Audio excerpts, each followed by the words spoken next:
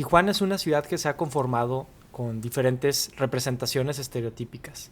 Imágenes, metáforas, narraciones han dado forma a la manera en que imaginamos a Tijuana como ciudad. En este video estaremos revisando por lo menos 6 de estas tendencias estereotípicas que han caracterizado la ciudad, y además estaremos ofreciendo algunas coordenadas que nos permiten explicar cierto trasfondo político, económico, social que originaron estos estereotipos. A manera de preámbulo, creo que nos conviene revisar un par de referencias bibliográficas que nos pueden ser bastante útiles. Cornelius Castoriadis es un filósofo griego relativamente contemporáneo que publicó un libro que ha sido muy influyente para estudiar lo que se llaman los imaginarios sociales. La institución imaginaria de la sociedad es el título del libro. De este libro voy a extraer un par de citas que me parece que nos pueden ofrecer ciertas pistas de lectura. Dice Castoriadis en este libro: la institución es una red simbólica socialmente sancionada en la que se combinan un componente funcional y un componente imaginario. Y quisiera aquí subrayar, el componente imaginario es justamente el que Castoriadis va a desglosar en este libro, la manera en que se instituye una sociedad a partir de los imaginarios. Agrega: lo imaginario social es primordialmente creación de significaciones y creación de imágenes o figuras que son su soporte. Es decir, el argumento de Castoriadis es que esta producción social de imágenes o figuras, de metáforas, de representaciones, no es un momento secundario que simplemente complementa la base o fundamento institucional de la sociedad, sino que forma parte, es un componente más de las instituciones sociales. Si pensamos que las relaciones sociales de entrada ya están de algún modo configuradas a partir de cierta dimensión institucional, como el propio Castoriadis sugiere, estas instituciones están a su vez conformadas por una serie de elementos, les digo, imágenes, metáforas, representaciones que conforman al imaginario social y que por lo tanto ayudan a moldear estas instituciones. En ese sentido es que vamos a revisar estas representaciones estereotípicas de la ciudad. Si las pensamos como estereotipos, quizá el sentido que pueda tener implícito es que como estereotipos pues pueden ser falsos, pueden ser inventados, pueden ser lo que ustedes quieran. Sin embargo, aquí vamos a tenerlos en mente más como elementos del imaginario social en este sentido de Castoriadis. Es decir, los estereotipos pueden conformar a las relaciones e instituciones sociales tanto como cualquier otro elemento histórico, factual, que tiene, digamos, una base y un fundamento muy concreto en un dato o lo que sea, ¿no? Estas representaciones estereotípicas muchas veces pueden distorsionar los datos histórico-factuales, ¿no? Pueden simplemente estar exagerando o abiertamente mintiendo, y sin embargo eso no significa que son irrelevantes para pensar las instituciones sociales. Los imaginarios sociales, en el sentido de Castoriadis, forman un elemento más de esta conformación de la sociedad misma. En ese sentido, alguien como Humberto Félix Berumen rastrea estas representaciones que él llama míticas de la ciudad de Tijuana como una manera de pensar la historia de la ciudad por un lado, pero también la manera en que se van conformando las relaciones económicas, políticas, sociales de una ciudad como Tijuana, y con una relación pues bastante estrecha con Estados Unidos, como bien se sabe. De este libro quisiera extraer una cita también. Nos dice Berumen, más o menos al inicio del libro, comenta Berumen: parto de la premisa de que se tiene una imagen estigmatizada de Tijuana, tal y como ésta puede percibirse a través de la literatura, el cine, la prensa escrita, la televisión, los corridos y en muchos otros discursos orales, escritos y visuales. Dicha imagen es una creación social y una imagen colectiva conformada por la amalgama sincrética de lugares comunes, leyendas, estereotipos, prejuicios, sociogramas y clichés. Entonces, en ese sentido, lo que nos propone Félix Berumen, que es un autor que trabaja Castoriadis junto con otros más en su libro, es reconocer esta serie de estas composiciones, como le dicen, ¿no? Orales, escritas, visuales, estas representaciones mediáticas, estas leyendas, estereotipos, mitos que han estado constantemente vinculadas a la ciudad de Tijuana, como hace una revisión de todo esto como una manera de no solamente de analizar cómo es que desde la perspectiva norteamericana, por ejemplo, desde la perspectiva del Estado-Nación mexicano, se ha representado a una ciudad que queda un poco al margen de ambas culturas, sino que también a partir de estas representaciones que vienen del otro norteamericano o del otro, digamos, pensado en el sentido de los discursos centralistas, la ciudad misma se piensa a sí misma. Cómo es que desde la vivencia propia de la ciudad también se van pues introyectando, se van incorporando ciertas narrativas, además de transformarlas y moldearlas también a sus propios intereses y coyunturas históricas y demás, ¿no? Con estas dos referencias vamos a avanzar entonces hacia esta lista de representaciones estereotípicas de la ciudad para poder pensar cómo se fueron conformando ciertas, digamos, narrativas míticas, como le diría Félix Berumen, como ciertas conformaciones discursivas que han estado caracterizando a la ciudad de Tijuana. La primera narrativa estereotípica para pensar a Tijuana es la de ciudad de pecado u otras maneras de expresar esta ciudad de permisividad y de vicios, vamos a decirlo así, a veces con ciertas comparaciones como Félix Berumen analiza en su libro, ¿no? Con Babilonia, con Sodoma y Gomorra, etcétera, o como el propio historiador Paul Vanderwood comenta a propósito del casino Aguacaliente, el patio de juego de Satán, ¿no? Todas estas representaciones metafóricas, estas imágenes, etcétera, tienen pues un origen muy concreto, ¿no? Lo comentaba, el casino Aguacaliente o el complejo turístico Aguacaliente, que se funda en 1927 y cierra en 1935. Hay que recordar que este casino pues surge como respuesta unos años más adelante de la promulgación de la ley Volstead en Estados Unidos, que es la ley de la prohibición del alcohol en aquel país, y en el momento en que se promulga en 1919, pues la industria del alcohol pues tiene obviamente una crisis, y en ese sentido también la necesidad de la fiesta y de la diversión y demás se hace o de manera clandestina en Estados Unidos, o en ese caso a partir sobre todo de la fundación del Casino Aguacaliente, aunque ya desde antes, en la ciudad de Tijuana. Un grupo de empresarios y inversionistas vieron una oportunidad de oro aquí. Ese es el caso que analiza Vanderwood en su libro, muy vinculado con la economía criminal y las mafias de aquella época.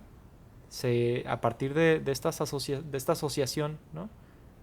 Entre empresarios, inversionistas y demás, se funda el complejo turístico Aguacaliente, que eventualmente pues entrará en crisis cuando la ley Volstead se derroga, y después, bueno, esto es 1933, y después en 1935 Lázaro Cárdenas manda clausurar el espacio a partir de la prohibición de los juegos de azar que realiza este presidente. En el 37, después de un intento de volver a abrir el espacio a espaldas de Lázaro Cárdenas, el presidente decide expropiar el terreno, la parte del casino, digamos, se vuelve preparatoria federal, y pues bueno, da cierre a este periodo de los años dorados de gestación de la leyenda negra, ¿no? Es un periodo donde pues la ciudad se caracteriza por su relación con el alcohol, con las apuestas, con la prostitución, con las drogas. eh, pero además de eso, creo que es interesante pensar cómo la, digamos, un momento de auge económico de la ciudad que significó pues este par de décadas por estas tierras, más o menos en ese mismo momento también era el inicio, la gestación de Hollywood, ¿no? Se instaura toda una industria del cine por tierras cercanas, y en ese sentido la presencia de Tijuana como una ciudad de fiesta será determinante pues para, la, para la vida de la farándula, del cine, del Star System de Hollywood, ¿no? Y entonces por acá encontraremos en las apuestas de caballos, de juegos de azar, a gente como Charles Chaplin, Clark Gable, perdón, los hermanos Marx, Buster Keaton, Laurel y Hardy, ¿no? El gordo y el flaco, como les dicen también, o gente como Al Capone también, el famoso mafioso, o actrices mexicanas que tuvieron presencia en Hollywood, como Rita Hayworth, Dolores del Río, etcétera, ¿no? Un largo etcétera aquí, que entonces pone las bases para la narrativa de este nuevo mito, ¿no? De este primer mito fundacional de la ciudad, por así decirlo, el de la ciudad de pecado, el de la ciudad de vicio. Una segunda representación estereotípica de la ciudad es pensar a Tijuana como ciudad de paso, como una ciudad migrante. Aunque este fenómeno, así como el del mito de ciudad de vicio, sigue presente con altas y bajas, la ciudad de paso podríamos pensar que tiene un momento de origen cuando en los años 40, 50, parte de los 60, se lleva a cabo el programa Bracero, ¿no? Estamos hablando de que este programa inicia en el 42, cuando Estados Unidos todavía estaba en la Segunda Guerra Mundial y por eso mismo estaba necesitado como país de mano de obra que le permitiera seguir echando a andar su economía.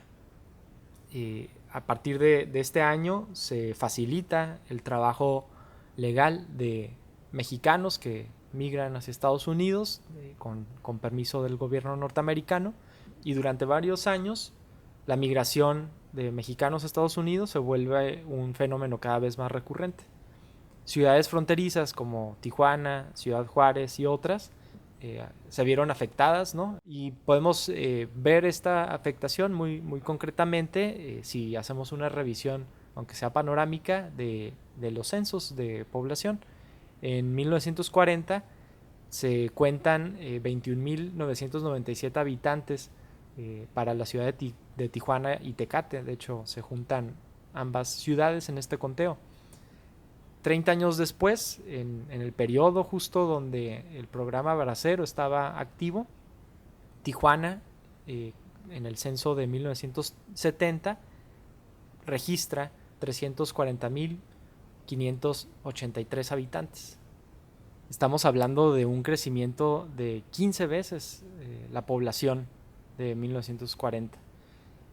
Entonces es un crecimiento exponencial que corresponde justamente con el crecimiento exponencial de la migración de mexicanos hacia Estados Unidos, como podemos ver en la gráfica de la derecha. La parte que está en rojo son los años del periodo del programa Bracero, y encontramos en esa línea punteada un alza de la migración legal hacia Estados Unidos de parte de mexicanos.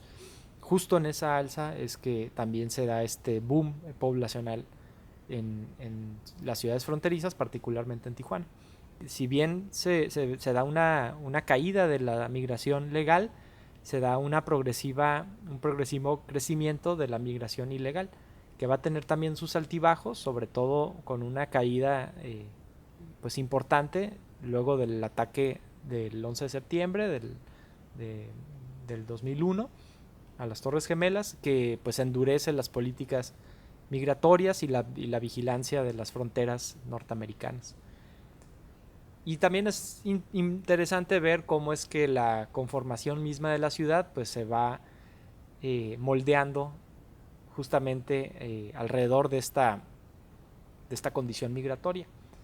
El, el estado de Baja California, pero particularmente la ciudad de Tijuana, tienen un alto número de población que, que no nació en este estado. En el caso de Tijuana, 51% de la población dijo en 1990 haber nacido en Baja California, y en contraste con el 45% que dijo que nació en otro estado del país, o el 2.4% que nació en otro país. Ese es un número bastante anormal, digamos, en comparación con otras ciudades del país, pero que nos hablan bastante bien de el modo en que la condición migratoria va influyendo también en el perfil poblacional de la ciudad, en la medida en que viene cada vez más la población migratoria a instalarse en la ciudad. Justo un año después del cierre del programa Bracero, se abre el programa de industrialización fronteriza con una colaboración pues entre el gobierno mexicano y norteamericano, para darle lugar a la mano de obra barata sin que ello signifique la migración o la estancia de mexicanos en Estados Unidos. En este primer programa, digamos, piloto en buena medida respecto a los otros programas y tratados que vendrían, la franja fronteriza o la franja del norte de México del país empieza a configurar también su vida económica alrededor de pues ya no necesariamente de la migración hacia Estados Unidos, sino más bien de la migración de estados del centro y el sur del país, que llegan al norte justamente intentando acceder a mejores salarios a partir de políticas económicas como esta del programa de industrialización fronteriza. Por eso cuando en 1994 se echa a andar el Tratado de Libre Comercio de América del Norte, Tijuana y otras ciudades de la frontera estaban de algún modo ya preparadas para las transformaciones que se darían de manera muy radical en la economía del país. Este tipo de condición urbana que empieza a darse a partir de estos años se mostraría en diferentes representaciones cinematográficas y de otro tipo. Estoy pensando, por ejemplo, en el documental de Maquilápolis, ¿no? Justamente ciudad de maquilas o de maquiladoras, como también se llama. Y en ese sentido, la ciudad no solamente transforma sus condiciones económicas y políticas, sino también el modo en que se va a representar a sí misma como ciudad, ¿no? La manera en que se va a conformar un imaginario social de la ciudad a partir de la presencia de la industria maquiladora. Hacia los años 2000 la industria maquiladora empieza a tener una serie de transformaciones también por el boom de la manufactura asiática, que pues permite una mano de obra aún más barata a las grandes corporaciones, y que hacen que entonces muchas de estas maquiladoras sean sucedidas por otras empresas con menores salarios o prestaciones, etcétera, ¿no? Por lo tanto, la ciudad de maquilas, pensada como representación estereotípica, continúa y sigue bastante vigente hasta la fecha, aunque sus condiciones económicas y políticas se hayan ido transformando con el tiempo. Otra narrativa estereotípica alrededor de la ciudad es pensar a Tijuana como una ciudad híbrida, como una ciudad que se presta a estas mezclas culturales, incluso se muestra como un aspecto exótico de la ciudad, etc. Uno de los principales responsables de esta narrativa estereotípica es el antropólogo y sociólogo argentino-mexicano Néstor García Canclini, que en los 80 realizó un trabajo de campo en Tijuana y en el 89 publica su conocido libro Culturas Híbridas, que se traduce a un montón de idiomas, se edita un montón de veces y que coloca a Tijuana, si bien no de manera muy extensa en el libro, son quizá unas 20 páginas que aparecen por ahí, sí en un, digamos, en un momento crucial del libro para pensar en el lugar que ocupan las culturas nacionales en la globalización. Entonces, en ese sentido, Tijuana es vista para Canclini como, como un modelo que podría estar cada vez más replicado en el resto de las ciudades alrededor del mundo, ¿no? Como si fuera una ciudad prototípica de lo que vendría. Eso pues no es cualquier cosa, ¿no? Coloca a Tijuana, dice Canclini, junto con Nueva York, como uno de las ciudades a las que habría que ponerle atención a nivel mundial. Tijuana se intenta colocar al centro de la reflexión como una ciudad que permite quizá descifrar como las coyunturas globales históricas que vivimos en la vida contemporánea.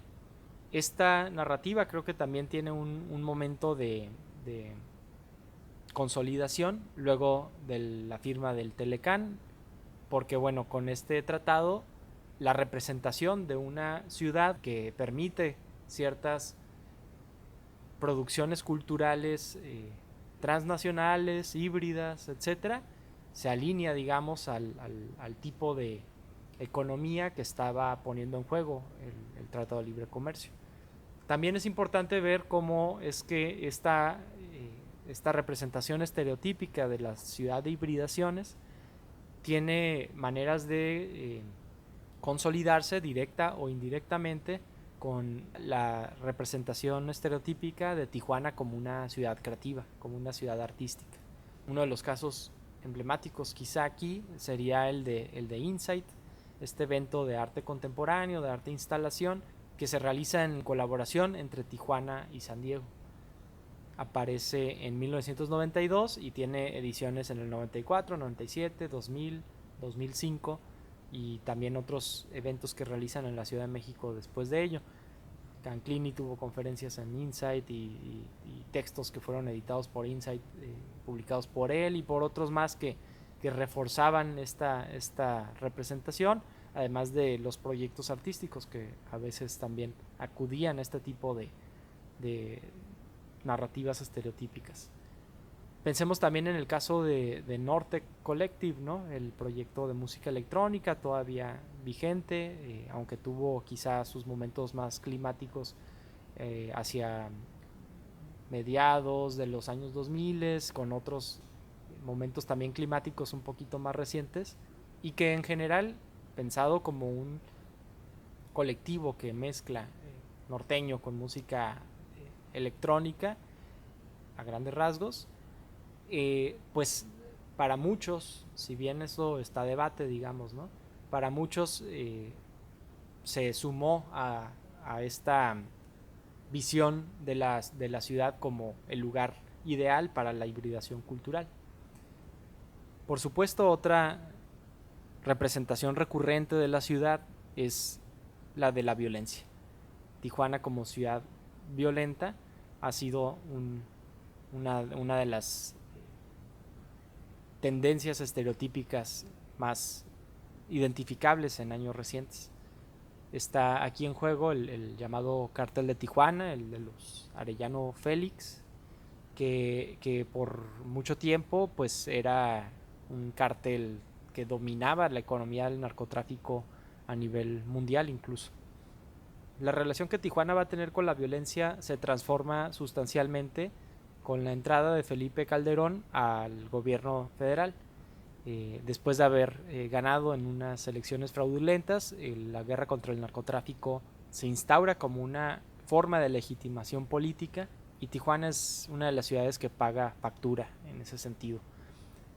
Las gráficas aquí pues son evidentes, sobre todo hacia el 2008 y 2009 las cifras de los homicidios en la ciudad se dispararon. Esto tiene que ver sobre todo con la presencia que se empieza a dar en aquellos años del cártel de Sinaloa, que empieza a competir con los de los Arellano Félix. Esto, por supuesto, tendrá consecuencias también respecto al turismo, ¿no? Que deja de venir a Tijuana por la violencia del narcotráfico. Y todo esto entonces suma elementos para ir consolidando esta narrativa de la violencia como un elemento conformador de la vida urbana en Tijuana. Finalmente, me parece que estamos desde hace algunos años viviendo un momento de gestación de otra composición estereotípica que se empieza a construir alrededor de la ciudad de Tijuana. Podríamos decir que es un avatar del estereotipo de la ciudad de paso. Sin embargo, sus condiciones son sustancialmente distintas.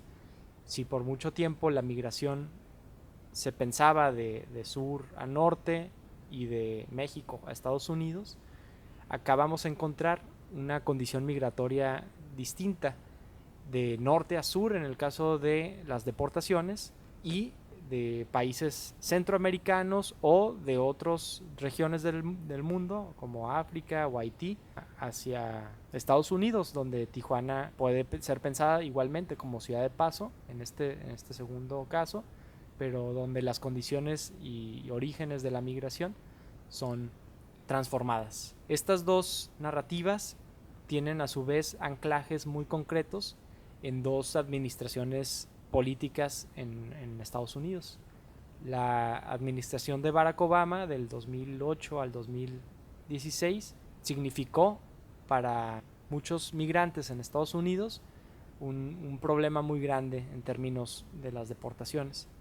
Al final de su administración se alcanzaron los 2.5 millones de deportaciones, y toda esta situación hizo que los activistas llamaran a Barack Obama no el commander in chief o el comandante en jefe, como se le suele decir al presidente, sino el deporter in chief, ¿no? El deportador en jefe. Esa condición política de Estados Unidos tuvo consecuencias muy directas en la vida fronteriza en Tijuana. El 2013, por ejemplo, fue un momento de visibilización mediática muy importante cuando medios como Vice y otros más hicieron reportajes sobre la estancia precaria que tenían los deportados en la canalización del río que justamente da en la frontera entre México y Estados Unidos, aquí en Tijuana. Por lo tanto, cuando Donald Trump llega al poder en el 2016, para la perspectiva fronteriza que se tenía aquí en Tijuana, era evidente que había una continuidad en ciertas políticas migratorias que encontramos en Obama, pero también antes de él en Bush, en Clinton y así sucesivamente.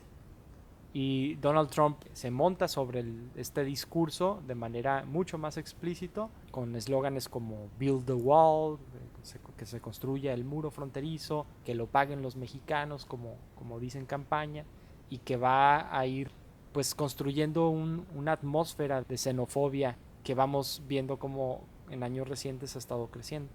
En ese periodo de elecciones que se da entre Obama y Trump en el 2016 es que se da también una primera ola migratoria que de algún modo nos adelantaba lo que iría ocurriendo con la ciudad de Tijuana. Llegan a la ciudad migrantes de Haití, también de algunas partes de África, buscando tener asilo en Estados Unidos. Algunos migrantes haitianos consiguen el asilo, otros se quedan en Tijuana, pero ya digamos el antecedente de la migración haitiana va a ir perfilando, ¿no? un nuevo escenario migratorio en la ciudad de Tijuana. En el 2018 Trump empieza a señalar lo que él llama desde Twitter la caravana migrante. Cuando llegan a Tijuana, la ciudad empieza a recibir atención mediática de manera internacional. Pensemos en fotografías como la que encuentran a su mano derecha, en donde la caravana intenta cruzar por la misma canalización del río Tijuana que se había mostrado ya con los casos de la deportación de la administración de Barack Obama. fueron registradas por fotoperiodistas y por diferentes videos que circularon a nivel internacional. Entonces se van dando ciertas coordenadas en donde Tijuana vuelve a estar al centro de cierta representación recurrente vinculada a la migración, pero ahora con esta condición migratoria completamente nueva para la historia de la ciudad. Entonces, desde los años 20 por lo menos hasta la fecha, encontramos todo un siglo entero, quizá un poco más, de representaciones estereotípicas, ciertas formas míticas, narrativas, imágenes, discursos que van conformando el imaginario social que tenemos sobre Tijuana. Este siglo de representaciones estereotípicas de la ciudad creo que puede ofrecernos dos conclusiones importantes. Por un lado, nos queda en claro que estamos hablando de una ciudad fronteriza en la medida en que buena parte de estas representaciones estereotípicas responden a una condición geopolítica muy concreta. La cercanía de Tijuana con San Diego, con California, con Estados Unidos, ha determinado muchas de sus condiciones políticas, económicas, que eventualmente irán conformando ciertas formas de representación recurrente que van consolidando estereotipos, mitos en el imaginario social.